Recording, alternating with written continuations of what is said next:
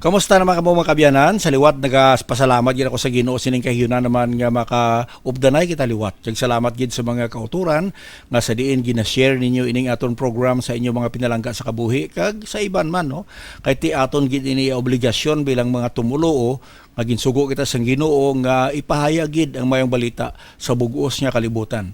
Ti sa aton tinion karon posible na gid ina no nga ma-share nato ang gospel sa bilog nga kalibutan sa bagay ang hambal sang Ginoo sa Book of Matthew nga kun ining gospel of the kingdom will be shared to all the world, kun ini siya ipahayag sa bug-os sa kalibutan, the end will come.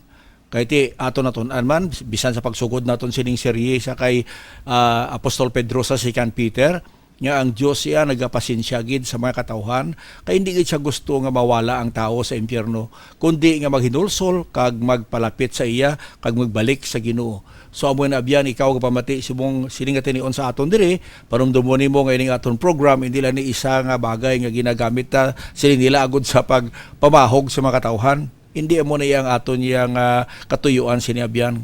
Halin pa sa una kapag wali naton ang Ginoo kabalugid nga ang aton tinutuyo amo nga masugiran ng mga katawhan agud sa pila ka adlaw bala wala bala natawag naton basulay no amo na makabyanan nga kabay ikaw nga pamati karon no kung first time mo ini nga nakadangop sa aton no kung na-share na ini sa imo abyan nga tumuluo kay bangod nga may concern sa imo kalag. Ako madamo man ko sa mga kaabyanan, mga classmates ko sa una nga ti hasta subong tilain man ang ilaya nga pagtuluhan, but I respect them pero amo na nga ginasilingan ko sila pirmi nga dapat mangusisa gid kamo kay bisan tuod nga nangin successful kita sa sining kalibutan ayhan sa patag lang sang tawhanon o kon lawas no o kon kalibutanon nga natawag naton binga success no. Pero ano blang hambal sang Ginoo sa iya mga disciples sa mga Hudiyo, what shall it profit a man if he shall gain the whole world and lose his own soul? Tuon magid no, ano ang maganar sang isa ka tawo no kung maangko niya man ang bilog nga kalibutan, mangin bilyonaryo man siya kag halos tanan nga gahom kang manggad iya, apang madula ang iya kalag sa impyerno. Ti abyan huna-hunao no man ina no kun ibaylo mong kalag mo sa pagkabutang sining kalibutan. Pero wala man balagi na dingot sa ang Ginoo sa aton ng kabanggaran. Sa bagay tinabi kita ni kun ang mga tumuluo nga matutom may manggad agud nga masupport ang ministry kay ti hindi man lahog-lahog ang kinahanglanon sa ministry mo. Kasubos sa ning aton obra sa technology ti ang pag maintain sa aton nga mga gamit kag sang pagpatindog sa mga radio stations kag ang paghimo sa mga studio agud iwalay pulong sa Ginoo tiga kinahanglan man sang kwarta ti what about yung mayara biya nga mga tumuluo nga manggaran gidya kag magsiling pastor ma-partner ko na sa imo patindugan ta sa manamo nga mga studio and recording stations kag radio stations sa mga duog nga indi gidya madala o kung makabati sa mayong balita. Kasubong nga karon may ara kita nga ministry dito sa Mindanao sa South Cotabato sa mga tribes ti ano katahom sina. Pero kung ikaw ya tuod nga may manggad ka kag successful pero wala kaya sa kasiguraduhan sa palabuton nga kung mamatay ikaw mahamulag ka sa Dios. Ti amoy nang masubo. That's why I'm praying nga paagi sining nga program makalambot ini sa imo kay ti tuod man no sa sining aton tinion niya ang technology hindi niya limitado mo. Ining ginahambal ko subong makalambot ini sa bilog nga kalibutan. Amo gani na mga kauturan no, mga kabyanan nga tuod gid no. Ang ginahambal sang Ginoo nga kon ining mayong balita maglambot sa kabugusan sang kalibutan magakari ang Ginoo. Kay hindi man siya magkari kung hindi masugiran ng mga katawhan. So amo na abyan kabay nga panumdumon nimo ina labi na gid sa aton nga may access kita sa internet kag may access kita sa technology di kung wala kita namati sa pulong sang Ginoo nga ginawali diri sa natawag naton social media kag ang aton nga ginatagaan sa aton time among mga kalibutanon nga butang hindi kita magpamasol-basol sa pila ka adlaw kung hindi kita madala ka may kaupod sa Ginoo. Abyan kabay nga aton maintindihan ina kag diri sa aton ginatun-an sa Book of Ezekiel no naton-an naton sa nagligad pa kag maybe sining adlaw amo ning hingapsan nato nga pagtuon sa series of studies sa parts sang Ezekiel lang yan din magakadto kita sa lain nga topic pero aton natun-an diri nga ining kakatabo subong no as update sa Eastern Europe pag sa gihapon damo-damo sa mga opinion nga mabasa mo dira sa social media and even until now sa mga news nahnungod sang nagakatabo sang pag-atake sang Russia sa Eastern Europe ti madamo sang opinion pero kung maglantaw kita iya sa Biblia kag sa ginahambal sang Ginoo sa bagay na namit lang na naton diri nga si Ezekiel no sugira na sang Ginoo sina 600 years before na tao nga aton manluluwas ini nga propesiya ginhambal na sang Ginoo kay Ezekiel agud hambalon sa mga Israelites sa Hudiyo kung anong matabo sa future. Kaya during those times, no, kung tagaan natin sa jutay nga recap ini, nga ato sila sa Babylon, no, mga 600 to 500 before Christ. Kag si Ezekiel isa sang nadala dito, kag kanday Daniel, kaupdanan niya na mga contemporaries, kag naghambal ang Ginoo sa ila nga maabot ang tion kung makabalik na ang Israel sa iya kadutaan nga ining Eastern Europe kag kaupod sang Russia kag sang Magog actually no natunan naton nga ang Russia mo nang Magog sang una mag-aatake sa northern parts of Israel. Natun-an ta sa nagligad ang timing sang pag-atake sang Russia nga ina matabo ko ng Israel will be at rest, will be at peace. Ti hasta subong daw wala pa na settle ang kaawayon sang Israel kag sa iya nga surrounding nation sila binagid sa mga Muslims. Pero ang Biblia nagahambal sa aton tunan naton na sa next naton nga series nga ining si Antichrist yang mong leader sang ginatawag naton Western world, Western Union nga siya ang magatipon man sini kag right now makita nato no kun latawon mo dribla sa aton nga graphic no inang apat ka dalagko nga pwersa nga padulong sa Israel inang makita mo dira nga star kung tawon nimo amoy na ang Israel no kag ining revived Roman Empire ang Russia ang pan-Islamic forces kag ang China nagatumod gid sa sinang tinion sa bagay sini nga last days amo ginaya ang goal sang tanan nga mga nasyones kung paano nila makonquer kag makontrol ang Middle East kag actually punturan mo gid ang tikang sang Western world no actually ang ila sini nga tuyo gid nga ubuson ang hindi lamang ang Western world kuning katuyuan nga kontrolo ng bilog nga kalibutan. As the Bible tells us nga ang opisina o kon ang headquarter na Antichrist will be in Jerusalem no amoy na gid yang natudlo sa Biblia maybe hindi kaya magpati pero ti lantawon ta no kag tun-ano man sa Biblia because may right man ikaw abyan nga magpangusisa kag sa pagtuon sinatawag naton nga history kag even sang past kag present and future history. Ang reason kung nga mag-aatake ang Russia sa Middle East, especially sa Israel, sa Valley of Megiddo, ay bangod nga hindi siya mag-submit sa Western world. Amo man ang China. Well, ang pan-Islamic forces, amo na lang situlon sa Western world nga magintindihan na sila sa Israel. Pero imaginable inang atinion kung magtipon sila tanan sa sinatawag naton nga Megiddo Valley kay makita mo na sa Revelation chapter 16 ang pagmarcha sang ulihi nga natawag naton grupo sang China kay yalay kag amo man ang tinion nga magabot ang Ginoo. So bago kita magsaylo sa piyak naton nga pagtuon diri sa prophecy, ang aton anay nga pamangkot dira kon anong matabo sa Gog no sa kay Gog. So diri kita makadto sa Ezekiel. Let's go to Ezekiel chapter 39. Ezekiel chapter 39. Kag dira sa verse 1 nagasiling, "Therefore, thou son of man, prophesy against Gog and say, Thus saith the Lord God, Behold, I am against thee, O Gog, the chief prince of Meshech and Tubal." Well, sa bagay nga ina na tunan na nato no nga ini nga prophecy na patuhoy gid sa kay Gog, isa siya ka ungodly leader, isa ka rebellious leader, kag makabig naton an evil leader. Kag siya ang natawag naton leader sang Magog kag siya ang mangin makabig naton nagapanguna sa mga allies niya nga ginhatag man diri sa aton sa Ezekiel chapter 38 ang Iran, ang Ethiopia, ang Libya, ang Eastern Europe kag bisan pa ang Turkey no kag amo na gani nga ang isa dira sang mga analysis iya sa pagtudlo sa Biblia nga ginabawi sang Russia ang iya nga mga allies kay sa bagay tani no halin sige suguran ining Eastern Europe nga amo ang Warsaw Pact ni ba siya una samtang ang Western Europe iya sang Western world nga mga allies pero subong ko lang taon ta madamo na sa mga countries no dira sa Eastern Europe nga nag-participate sa NATO amo na gani nga ang Russia hindi gusto sina kay bangod isa ina kadako nga threat sa iya kay nagakaibanan ang iya allies pero way takabalo sang magakalatabo sa sining war kung bala maagaw sang Russia ining mga iya sa una mga kaupod o kung magabalik sa iya pero in the long run ang hambal sang prophecy nga upod sila sa Russia sa pag-atake sa Israel padulong sa Megiddo Valley. So kung tawon ta kung tunan ta kag may background kamo sinino sa damgo ni Daniel sa damgo ni Nebuchadnezzar sa Daniel chapter 2 nga subong nagapasulod kita sa ginatawag naton empire sang iron and clay. Kay ng iron and clay amo ina actually ang movement ni Antichrist. Kaya mo na lang na duwa ka empire nga nabilin sa future ang empire ni Antichrist nga amo na sa western world, ang hari siya na amo si Antikristo, ang ginahulat sang kalibutan nga leader nga mag-aabot nga mag-lead sang western bloc no to conquer the world. And then pagkatapos sina amo ang pagkari sa atong Jesucristo, ang last empire sining kalibutan or kingdom, ang kingdom ni Lord Jesus Christ diri sa duta for 1,000 years. So siling diri sa Ezekiel chapter 19 kang tun-anta karon kun diin padulong ining si Magog kun bala maga-survive siya o kung magadaog siya kag makungkira gid man ang bilog nga kalibutan kag kung mabalantan ni it would mean nga ang war subong sa Europe hindi ginamong katapusan sa kalibutan.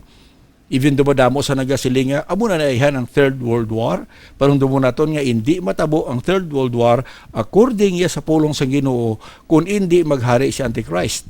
Kay bag-o iya magsugod ang Third World War, bag-o iya mag-attack si Gog no ang ini mga kaupod niya sa north parts of Israel, kinahanglan maghari anay si Antichrist.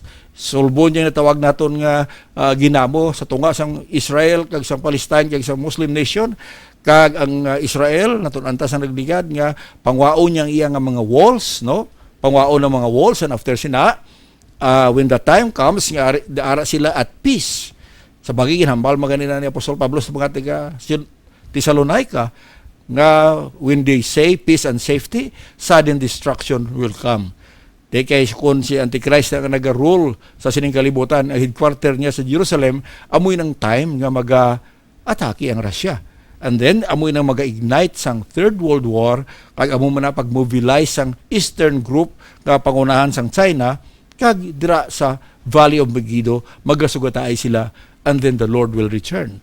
So diri sa Ezekiel 39 ginhambaliwat diri nga ini nga prophecy para sa kay Gog. Siling diri sa verse 2, and I will turn thee back and leave but the sixth part of thee and will cause thee to come up from the north parts and I will bring thee upon the mountains of Israel. So ang prophecy diri nga in the latter days or in the latter years ini siya nga nasyon ang Gog and Magog pagkadalon sa Ginoo didto sa north parts of Israel kaupod sang iya nga mga allies no, and will bring thee upon the mountains of Israel and I will smite thy bow out of thy left hand and I will cause thine arrows to fall out of thy right hand. So ang Ginoo mismo ya ang pakig-away sa ila no, kay sa bagay nga ginhambal diri sa verse 2, I will turn thee back and leave but sixth part of thee. So 1/6 ang mabilin dito sa Russia and most of them will be attacking Israel. But the Lord said, I will smite you with my bow. I will smite thy bow, out of thy left hand. I will cause thine arrows to fall out of thy right hand. Thou shalt fall upon the mountains of Israel, thou and all thy bands and the people that is with thee. I will give thee unto the ravenous birds of every sort, unto the beast of the field, to be devoured, and thou shalt fall upon the open field, for I have spoken it, saith the Lord. So according to prophecy, na-predict na diriya o kung na-prophesy na ang fall ni Gog kakaupod sang iya mga bands sa verse 4. Thou shalt fall upon the mountains of Israel, thou and all thy bands and the people that is with thee. And I will give thee unto the ravenous bird. Balo kay nibilang mga ravenous bird kung imo nilang tawon. Gin-mention man siya actually sa Revelation chapter 19, no? 19 and verse 17. Actually ini ang account ining ginabasa ta sa Revelation chapter 19, no? So Revelation chapter 19 beginning with verse 17, ini ang hitabo as the book of Revelation naga-reveal sa aton, no? Nga matabo niya sa uli nga tinion after kung siling naton at the end of the 7 years tribulation, which I'm going to explain maybe in our next topic. Pero amo nang time nga magkakari si Lord Jesus Christ, no, dira sa Jerusalem, kaupod dia ang mga saints, kag I'm sure nga ginhambal dira amo ang mga tawo nga nahugasan ang ilang mga sala sang dugo sang atong Jesucristo, kag nagasuksok sang mga puti nga bayo as a sign of righteousness. So ginahambal dira nga kaupod niya ang iya mga kaanakan, ang church, ang mga believers from every walks of life, from every nation nga nagbaton kay Kristo bilang ilang personal manluwas. And then, ang Ginoo mismo ang away sa ila. That's why kung basahon ni mong Book of Revelation, nga tipunon ni Antichrist ang iya mga kasoldadusan from the west. And then, ang China naman, no? Of course, ang Russia mo nag-una, pero after that, mamobilize pa ng China and then mag-travel siya actually from China going through the Karakoram Highway, antay na dason, no? Ang attack sang 200 million armies. Kag dira man sila magatipon sa Megiddo Valley. So pamangkot, ano himuon nila da? Mag-aaway ayhan ang east kag west, where there'll be a war between the east and the west.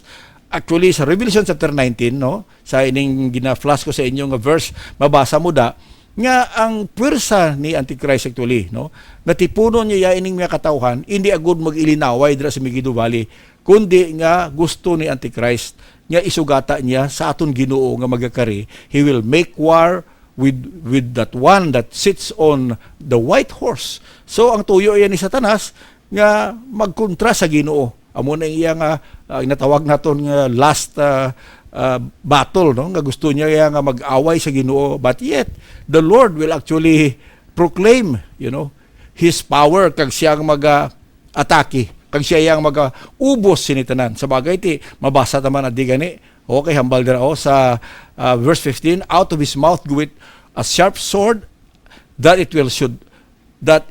with it he should smite all the nations, and he shall rule them with a rod of iron, and he treateth the winepress of the fierceness of the wrath of Almighty God. And he hath on his vesture, silindrian on his thigh, a name written, King of Kings and Lord of Lords.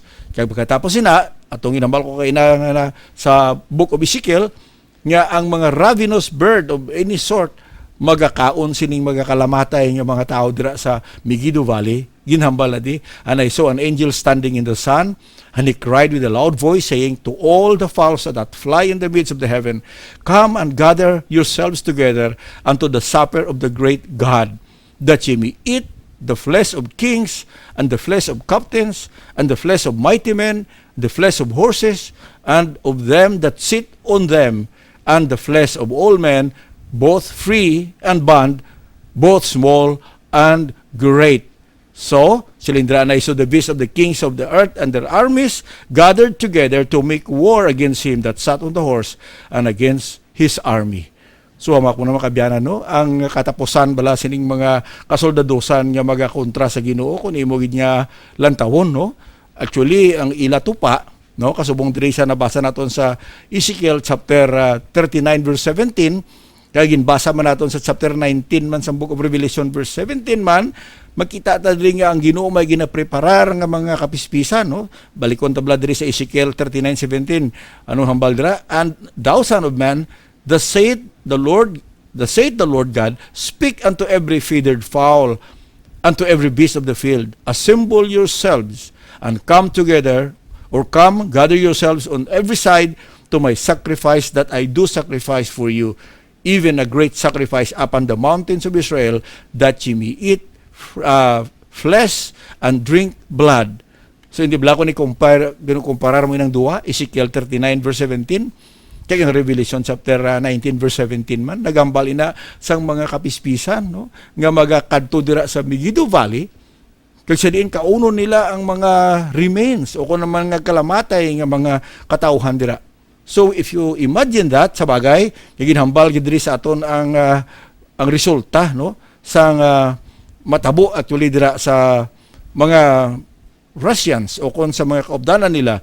So we can read it here kay diri mismo sa Ezekiel chapter 39. When we go to Ezekiel 39, go back to verse 9. Silindra, and they that dwell in the cities of Israel shall go forth and shall sit on fire and burn the weapons, both the shields and the buckler, the bows and the arrows and the handstaves and the spears, and they shall burn them with fire 7 years. Imaginon mo no, ang resulta siya ng war nga sa pagkadamo sa mga armament nga pagasunugo nila, and it would take even 7 years to burn them. Agud lamang matinluan in ang lugar. Would you imagine? No, sa pagkadamo lang sila kadamo sa armament, and so they shall take no wood out of the field, neither cut down any out of the forest, for they shall burn the weapons with fire, and they shall spoil those that spoil them, and rob those that rob them, saith the Lord God. And it shall come to pass, silindri, in that day, that I will give unto Gog a place thereof graves in Israel, the valley of the passengers on the east of the sea, and it shall stop the nose of the passengers, and there shall they bury Gog and all his multitude, and they shall call it the valley of Hamon Gog. Hasta gani pa ang patyo nga pagalubngan sining mga nagkalamatay nga mga kasoldadusan sang Northern Army o kung sang Magog o Russia, kagupod niya sa mga allies niya, panglubong sila dito sa east of the Dead Sea, no? Di nang natawag na da nga east of the Dead Sea, dara bala sa Dead Sea, no? Sa lapit na sa Jordan, kag ngalanan ng ilang lulubngan nga the Valley of Hamon Gog. So friends, kabay nga imo nga basahon, no, ining ginhambal diri sa Ezekiel chapter 39 ang pamangkot, ano ang resulta sang pag-atake sang Northern Confederacy sa Israel sa katapusan mga inadlaw. Ti according to Ezekiel 39, ubos din sila, no, panganon sila sa mga kapispisan sang mga buwitri dira, kag actually diri sa news nga madamo sa mga buwitri nga nagabuad ginapreparar ina sang Ginoo para amo na sila magakaon sang mga magkalamatay dira sa Valley of Megiddo, kag luwas na ginhambal nga padalaan sang Ginoo sang fire ang Magog, kag magkalamatay pagid ang 6 parts nga nagkabilin dito. So hindi lahog-lahog kaabyanan kung nagatuo kita sa pulong sang Ginoo. Di kung sa imo ya hindi ka magpati sini, ara na ya sa imo. Kung kapati kaya sang opinion sang tao lang, kag hindi kaya magpati sa istorya sang Ginoo, because ang may authority gid lang ya matuod sa pagsugid sa aton sang mahitabo sa future. Siyempre, ang Ginoo kasi ang manunugata mo, nabalaan na sang Diyos siya ang magakalatabo alin sa puno asa sa punta and even for all eternity. Nagpasalamat sa Ginoo nga ginasugid niya ini sa aton, hindi agud pahugon kita, kundi agud nga kita makaaman. Panumdumo naton nga ining mga events sa ginhambal diri sa buong Ezekiel na hanungod sa Russia, subong ginasuguran na, no, ang natawag naton nga pag-mobilize sang Russia sa iya makaupdanan, pero tinutuyo gida mga kabyanan suno sa prophecy of Ezekiel and 38 and 39 that you can read it yourself, no, ang pagahimuon gida nila ya nga magatipon siya sa iya mga allies agud sa later on siya mag-atake sa Israel in order nga makuha niya ang gahuman, di ba? Amo na ang ginatawag naton nga goal sang bilog nga mga nasyon sa kalibutan like Russia and China, Western world, the Muslim nation. Amo na power, wealth, control. Pero ang Ginoo ay magakariliwat. Kag amo na sa sovereignty sang Ginoo, tumanon niya gid na nga siya magakariliwan, and he would settle all the problems in this world, kag siya ang magabulos siya maghari diri for 1,000 years. Kaupod sa mga tao nga nagkilala sa iya. Amo na naghambal ang Ginoo nga blessed are the meek, for they shall inherit the earth. Tuod gid na, no? Kung magpaubos lamang kita kay magsubmiter sa Ginoo, kay siya lang yang may gahom nga makahimo sinitanan. So mga kabyanan, no, ginahambal ini sang Ginoo para mahibaluan naton kag para makaaman kita. I pray nga padayonon mo sa pagpamati diri sa aton sining mga ginahambal naton hanungod sa hitabo sa palaaboton. And I believe malapit na lang kita sa ginatawag naton fulfillment sa ginahambal sang Ginoo. He is coming again. Kay pamangkot, madala ka bala kaupod sa Ginoo o kung mabilin sining kalibutan kay magkaantos sang hindi maintindihan nga pagantos. Ang aton paglaom yara lamang kay Kristo Jesus. Ang importante lamang dira nga tuuhan naton siya, batunon naton siya nga aton manluluwas, kay siya lamang ang aton paglaom. Balikan naton ini sa medasong kigyonan. God bless you.